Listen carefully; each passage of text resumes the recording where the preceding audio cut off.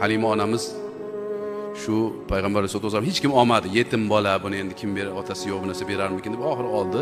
Buni endi ko'p o'qigansizlar. Shunda bir voqea bo'lgan ekan. Halima onamiz kirganda onalari Omina bolangizni olaman, bitta shartim bor degan ekan Halima onamiz. Shu bolangizga sepib qo'ygan atringizni ham qo'shib bering, men sepib beraman dedilar. Men hozir juda boshqa xushbo'y kelyapti bu boladan deganda, unda atri yo'q dedilar. O'zi shunaqa tug'ilgan dedilar. Hozirgacha turibdi. Madina Munavvaraga borsanglar, Rasulullohning shu hidlari alayhisolatu vassalomni ravzaga yaqinlashsangiz shunday keladi, jannatning hidi. Rasululloh shunaqa tug'ilganlar.